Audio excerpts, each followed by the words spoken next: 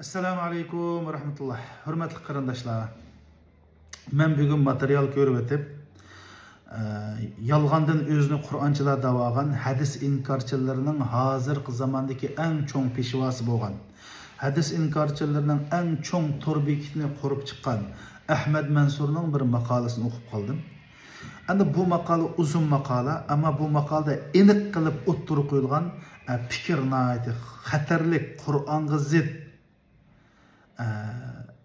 fikir bo'lganlikdan mushu fikrdagi mushu maqoldagi fikrning mazmunini sizlar bilan o'rtoqlashmoqchi bo'ldim.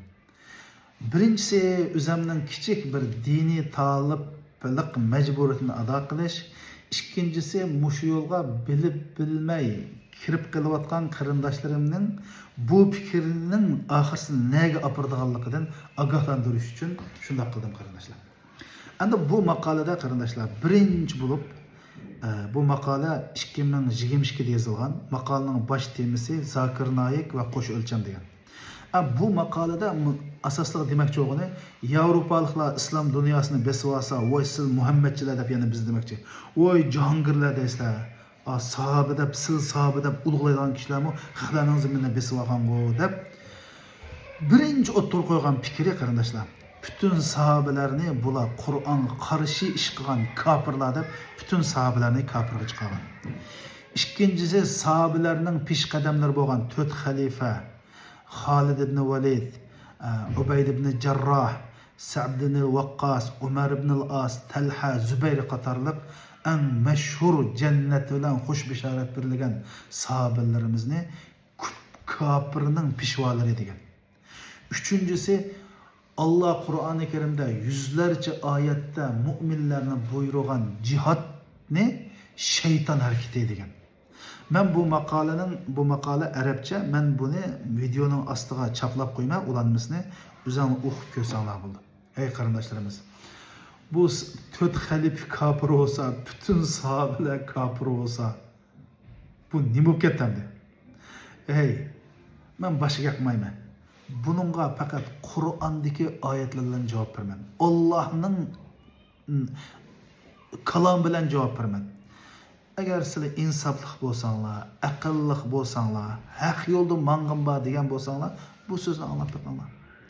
Ey sahabini kafir dedi. Allah Enfal suresinin 74. ayetinde sahabiler doğruluğunu dedi. وَالَّذ۪ينَ آمَنُوا وَهَاجَرُوا وجاهدوا في سبيل الله والذين آووا ونصروا أولئك هم المؤمنون حقا. Qaranglar. Allohga iymon etgan, hijrat qilgan, jihad qilgan, Alloh yo'lida jihad qilgan va hijrat qilganlarga o'z ziminlaridan zimin bergan va ularga yordam qilganlar haqiqiy mu'minlar deydi. Yani bu yerde hicret kılan sahabelerinin koyunu kılan ensar sahabeler, yani sahabeler ve cihat kılanlar hakiki bulan müminler dedi. Yani Allah bulan hakiki mümin dedi. Ama Ahmed Mansur diyen hadis inkarçılarının mollisi en çoğun peşvası sahabelerine kafir dedi. Senin rasmı Allah'ın rasmı. Yani insaf kılıp kardeşimiz oylap bakalım. Bu sahabelerinin fazla doğruluk acayip yüzlerce ayet var. Cihat doğruluk 200'den köp ayet var. Bunu tuluk inkar kılıp kendi yüzünü Kur'an'cıya dedi. Allah Subhanahu ve Teala Tevbe suresinin 100. ayetinde şundak dedi.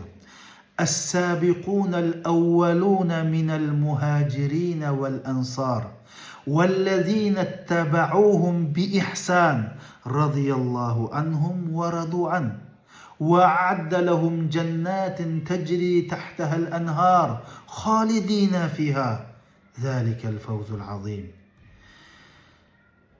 Hemmeden burun iman etkan ensarlardan, muhacirlerden ve ularının yoluğa tuluk eğişip mangalladın Allah razı oldu dedi.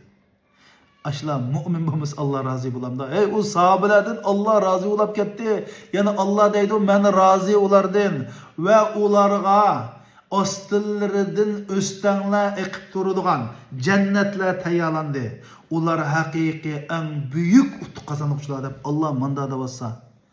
Bu hadis inkorchilarining peshqadami bo'lgan, mollasi bo'lgan Ahmad Mansur degan ablah bu sahobalarni kofirti, jihad va shayton harakati, to'rt xalifa bo'lsa kofirlarning peshvositi desa, hey sil mush yo'lga mangmoqchimi? Buningdan burun namozni inkor qildinglar, zakotni inkor qildinglar, hajni inkor qildinglar, ro'zani inkor qildinglar, hatto qarindoshlarimiz sil biz o'qiyotgan harab duqan juma namozini inkor qildi bu hadis inkorchilari. Sil biz 5 vaqt namozda to'laydigan azonni voy bu shirk kelimasiga buni inkor qildi. Ya'ni islomni ichidan bo'shtib, islomni qo'ruq joziga aylantirib qo'ydi va aylantirib qo'yish maqsadida qarindoshlarimiz bu haq bilan nohni bilmay, o'zimizning dinini o'rganmay, mushu ba'zi maddahlarning so'ziga va qalbimizdagi havoyi havaslarga va shahvatimizga ergishib, to'g'ri yo'ldan ezib ketib qolgan, o'zlarini Qur'onchi deb yolg'on etib, hadisni inkor qilayotgan, amaliyat Qur'onni inkor qilayotgan qarindoshlarimiz tavba qilib, samimiylik bilan o'ylanadigan, tafakkur qiladigan va haq yo'lga qaytadigan vaqt kelmadimi? Assalomu alaykum.